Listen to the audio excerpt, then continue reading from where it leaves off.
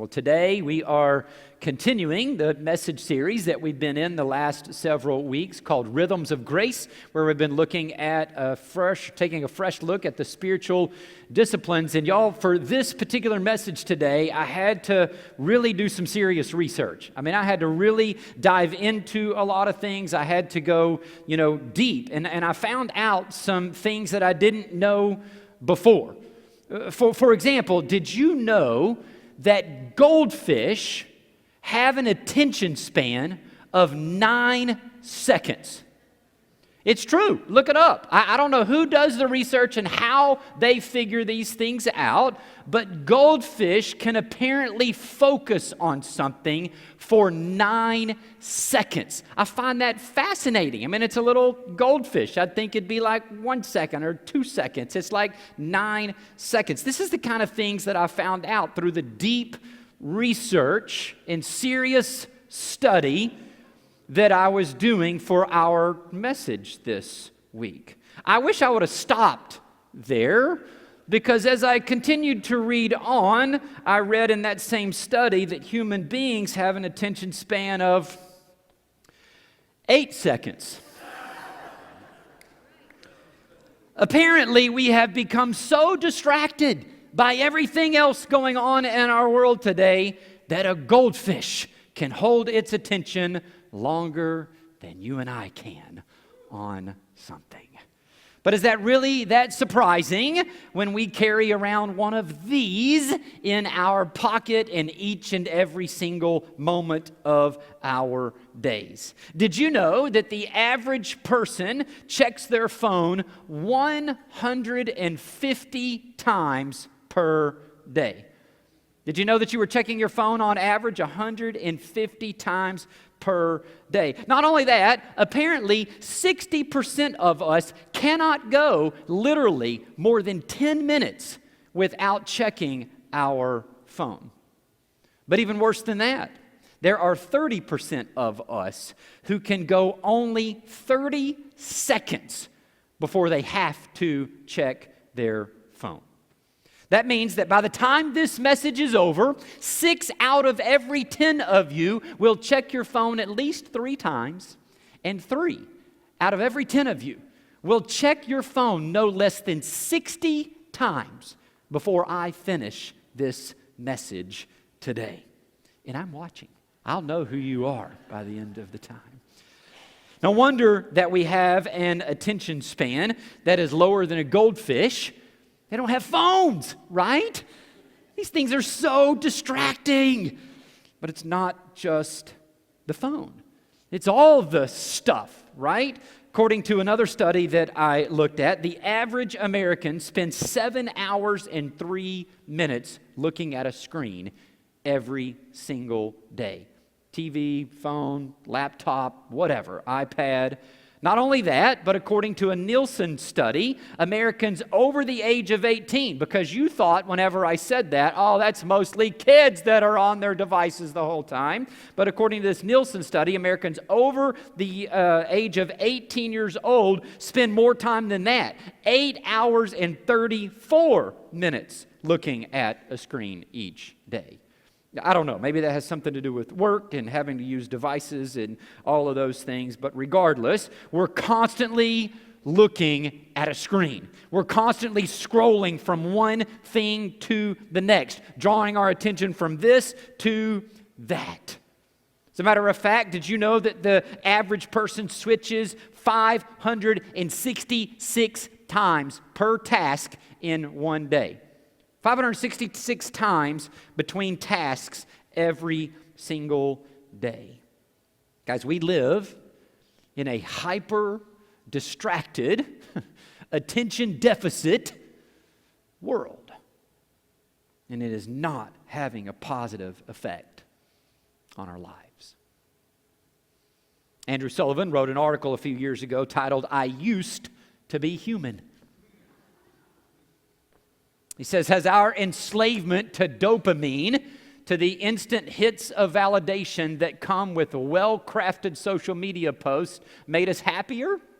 I suspect that it has simply made us less unhappy, or rather less aware of our unhappiness. happiness, and that our phones are merely new and powerful antidepressants of a non-pharmaceutical variety. Ouch. He goes on and says, this new epidemic of distraction is our civilization's specific weakness. And its threat is not so much to our minds, even though as they shift under the pressure, the threat is to our souls. At this rate, if the noise does not relent, we might even forget that we have any. That was written in 2016. 8 years later, I imagine that it's even worse. Guys, we live in a hyper-distracted, attention-deficit world, and it is affecting our mental health, our souls, our ability to live in real, authentic community with others, and even experiencing the intimate relationship that we were created to have with Jesus. One well-known Christian writer and theologian wrote this in one of his books. It is clear that we are usually surrounded by so much inner and outer noise that it is hard to truly hear our God when He is speaking to us. Now, based on the statistics and all the things that I read to you, and we've talked about already this morning, and hearing this particular quote written from this theologian, you would probably think that was within the last year or two. It was written in today's day and age, but this was written from Henry Nouwen in 1981. And so if you think about him noticing that there was so much inner and outer noise in people's lives over 40 years ago that it was hard for them to hear when God was speaking to them, think about what that means for us today when 60% of us cannot go for more than 10 minutes without picking up our phones to check them. My guess is that you feel that too. That you feel the pull to check your phone, to see what's happening on social media, the fear of whatever it is that you're missing out on. You feel the need to check it to know what's going on in the world. You feel the distractedness in your own life, the lack of focus. You feel the lack of real, genuine relationships with others, and you feel the lack of intimacy with Jesus, and you deeply desire to experience the abundant life that you have in Him. And so what's the answer? Is there anything that we can do? Is there any hope if we live in a hyper-distracted, attention-deficit world? Yes, there is hope. There is an answer to this. We even see it in the life of Jesus, in His earthly life when He lived in the middle of much noise around Him in the busyness of His world. Dr. Luke writes this in chapter 5, verse 15, talking about Jesus. It says, "Yet the news about Him spread all the more." This was after He had just healed someone with leprosy. And so the news about Him began to spread all the more. And Luke says, so that the crowds of people came to hear Him and to be healed of their sickness. As soon as word got out about who Jesus was and the kind of things that He was doing, all of a sudden, there was more noise in Jesus' life. There were more people around. There were more conversations. There were more interactions. There were more tasks to complete. There were more requests. He was constantly moving from one thing to the next. But Luke says, right after making us aware of how much it increased when they became aware of who Jesus was and what He was doing, he says, "But Jesus often withdrew to lonely places and prayed." This word lonely right here, it's translated lonely in our English Bibles, is eremos in Greek. And eremos can be translated lonely. It can be translated quiet place. It can be translated solitary place. Luke is trying to tell us that Jesus withdrew to quiet, solitary places and that He prayed. And He's not saying that He did this once in His earthly ministry, once in His lifetime, because He uses this word here and says, even though Jesus began to experience more noise and more interaction and more busyness and more tasks, that He was in a habit, He was in a rhythm of withdrawing to quiet and solitary places and spending in time in prayer with God. This is not the only place that we see this in Scripture. There's a number of places. I don't have time to read them all. Let me just make you aware of a few. In Mark chapter 1, verse 35, he says, very early in the morning, while it was still dark, Jesus got up, left the house where he went off to a solitary place where he prayed.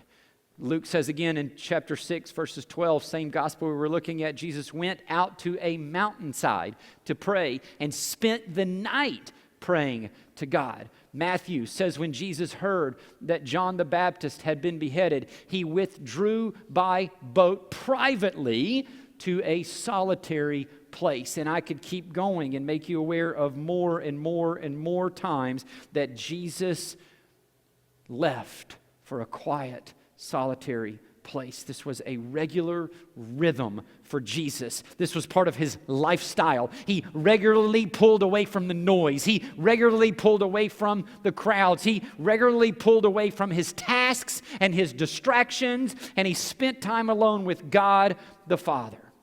And during that time alone, he prayed and he listened. He experienced the intimate relationship that he had with God the Father. This was a regular rhythm of Jesus' life. But why? I mean, wasn't he in constant union with God the Father?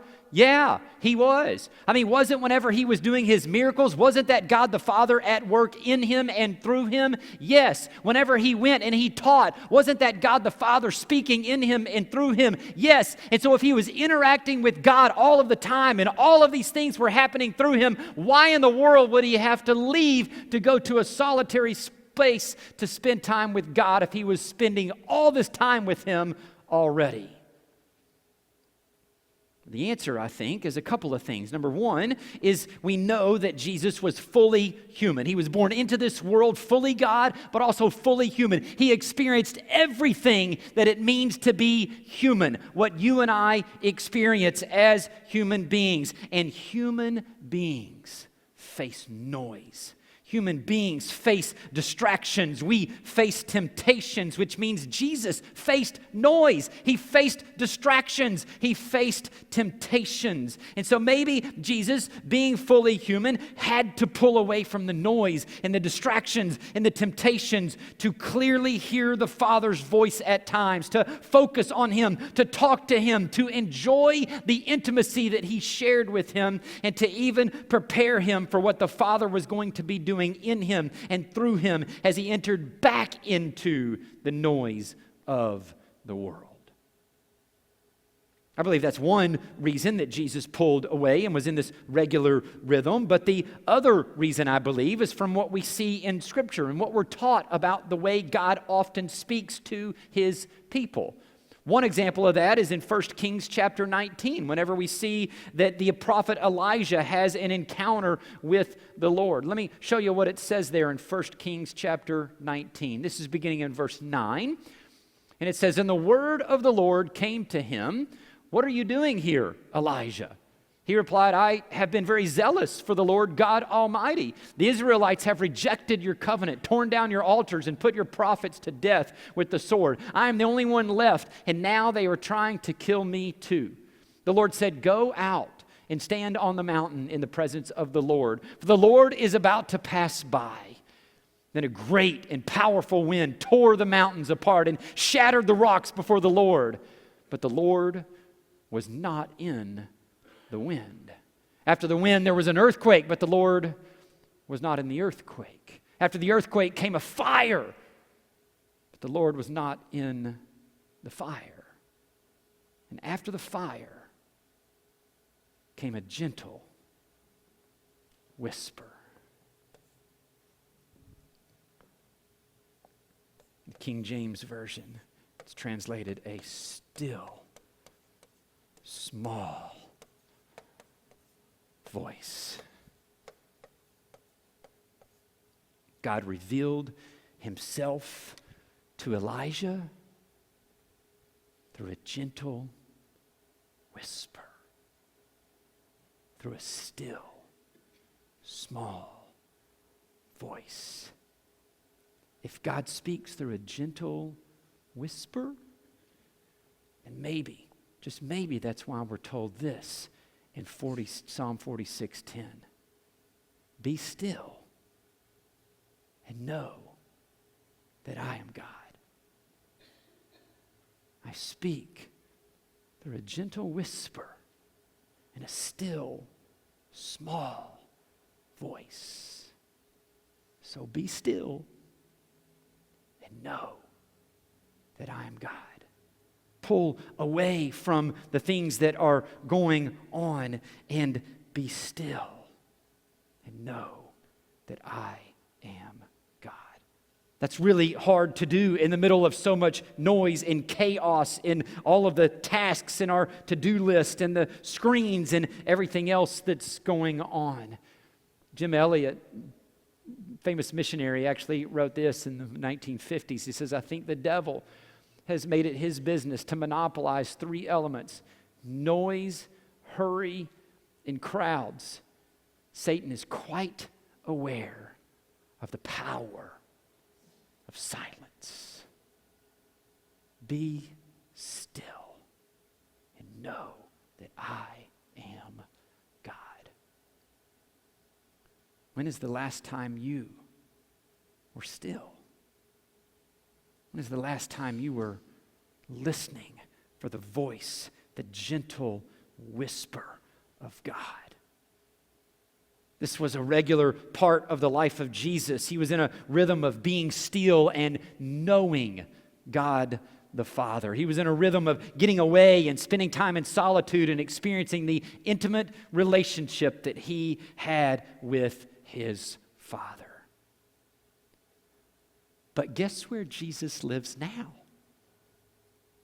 Yeah, he lives in heaven and he's sitting at the right hand of God the Father. But we know that the Apostle Paul writes in Galatians 2:20, I've been crucified with Christ and I no longer live, but Christ lives in me. Not only is he in heaven sitting at the right hand of the Father, through the power of the Spirit, Christ dwells in you. So here's my point. If Christ dwells in you because you put your faith and trust in him to be your Lord and Savior. So if he lives in you, and during his earthly ministry and his life, he was in a rhythm of spending time in silence and solitude, then you can expect him to lead you into this same rhythm in your own life. Jesus gave his life for you so that he could put his life in you and then begin to express his life through you. One of the ways that he will express his life through you is to lead you into a rhythm of solitude and silence. Why? Because it was part of his life. And if he expresses his life through you, then you can expect to see whatever it is that Jesus did in his life come through your life in some way, shape, or form. And so if Jesus lives in you, we expect him to be leading us. We expect him to pull us away from our tasks and our distractions and our screens and all of those things into this rhythm of silence, into a rhythm of solitude.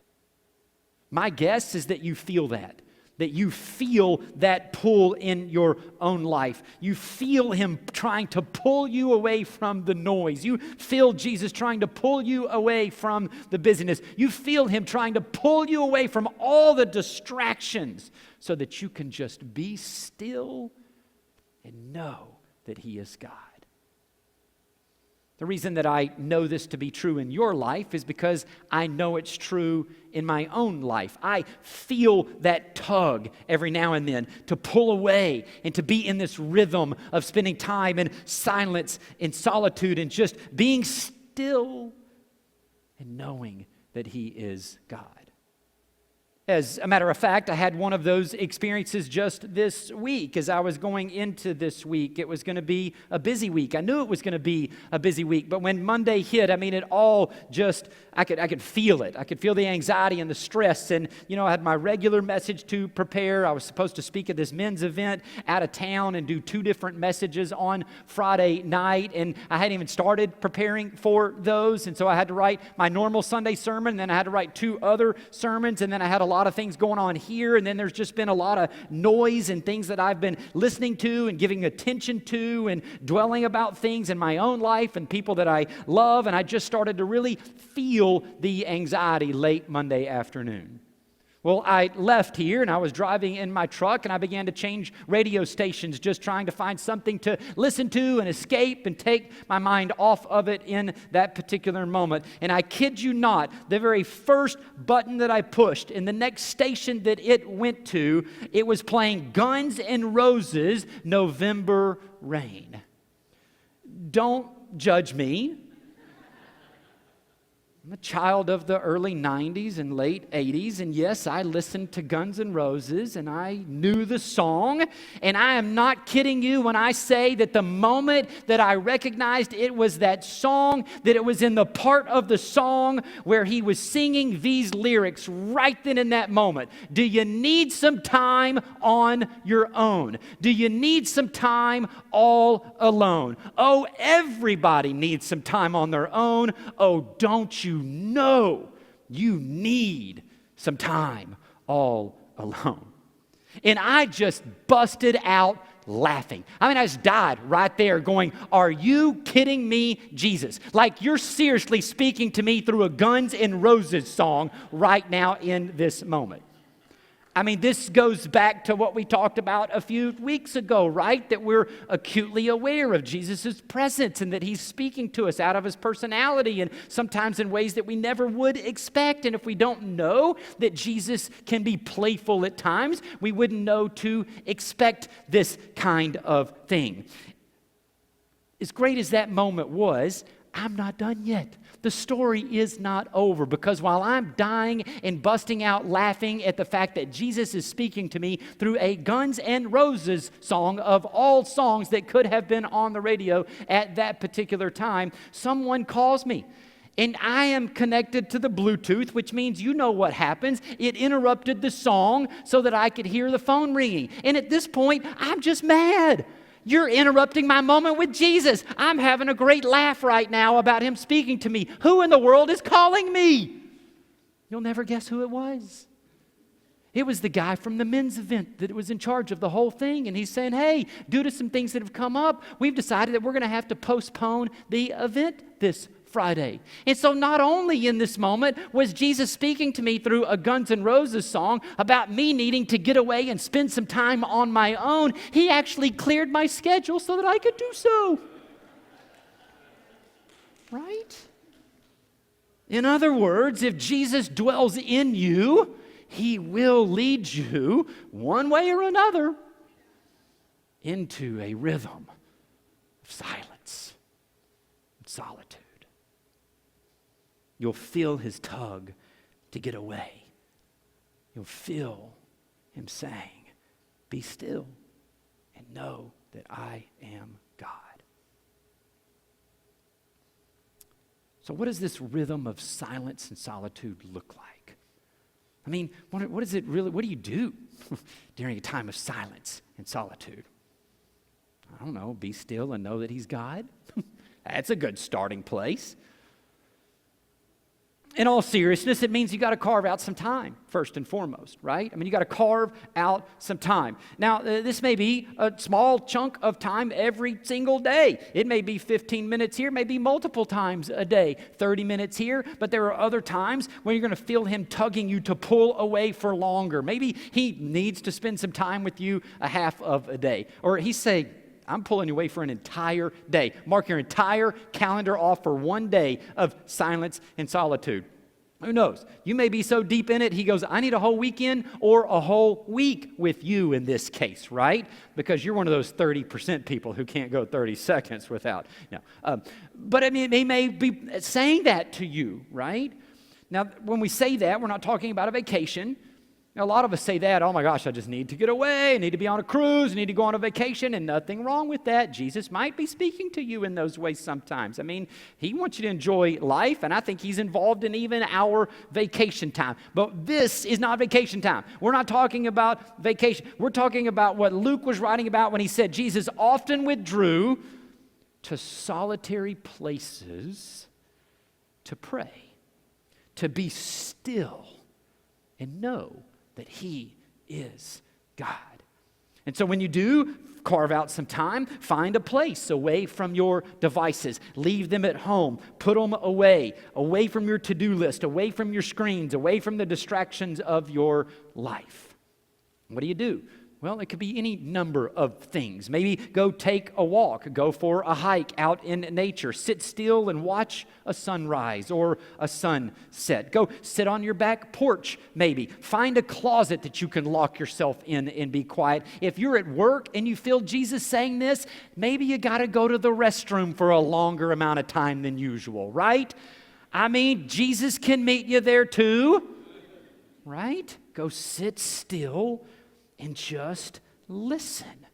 Listen for his still, small voice as you focus on him.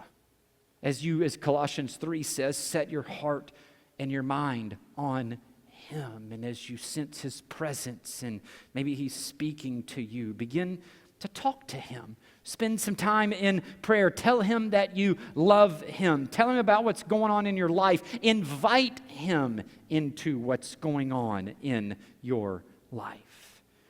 Maybe during this time of silence and solitude, you're renewing your mind to his truths. You're allowing him to remind you of his truths because you're getting so distracted in the world that Satan has found his way in and taken your eyes off of the truth, and you've bought into the lies of the things that he said about you and whatever's going on in your life and the character of who Jesus and God really is in the first place. And so he's going to renew your mind to the truth with those distractions away. Maybe you're spending time reading his word, dwelling on his words, meditating on his words, internalizing his words, his truth. Just get away from the noise, get away from the distractions, and guys, truly enjoy his presence. Remember, this is not about a duty. This is not about a checklist. You don't just get away and say, yep, I did it. I was still for a little while. Check it off my list, and I've done my godly duty and been in this rhythm of silence and solitude here. Remember, it's not the goal. The goal isn't to do silence and solitude. The goal is to experience intimacy. This is a means to the goal. You pull away from the distractions to experience the intimacy that you were having a hard time experiencing in the moments with the noise and the distractions and the screens and everything else going on in your world. But then finally, as you sit there and you enjoy his presence, be looking for him to send you back into the world. Jesus didn't stay in his solitary place. He didn't stay wherever he went at those times. He left those places. He's not calling us to be monks and to spend just time in silence and solitude in the woods and never be around people or engage in the things going on in this world. So we look for him, we enjoy it, but then he sends us back after we've enjoyed his presence with even more of an awareness of his presence, going into the things that he sends us back into. Here's how Henry Nouwen puts it when he was talking about that very thing. He says, guys, the more time that we spend with God and him alone in solitude, the more we will discover that God is with us at all times and in all places. Then we will be able to recognize him even in the midst of a busy and active life. Once the solitude of time and space becomes a solitude of the heart, we will never have to leave that solitude. We will be able to live the spiritual life in any place at any time. Thus, the discipline or rhythm of solitude enables us to live active lives in the world while remaining always in the presence of the living God. Jesus pulls us away to enjoy his intimacy, to recognize his presence again, to hear from him, to commune with him. And then through that, it enables us to live out in the world with more of an awareness of his presence in our lives and in the activity and the noise that he will express his lives through us in those very things that we had been missing in the middle of those things because we got too caught up in them and too distracted and we're listening to the voice of the enemy rather than his voice. And so we get into this rhythm. He pulls us away.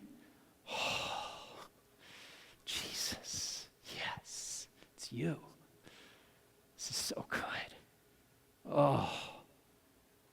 Okay, it's time. Okay, it's time. Whew, here we go. Crazy noise, but you're going to experience it differently. Because now you're aware of the presence, what he's calling you into, his activity in the stuff that you're doing, rather than the things that you were so distracted with in the first place. So this week, be looking and listening for Jesus to pull you away from the noise and the distractions and into this regular rhythm of pulling away in silence and solitude and sending you back into the world with that perspective and enablement to accomplish all that he's doing in you and through you.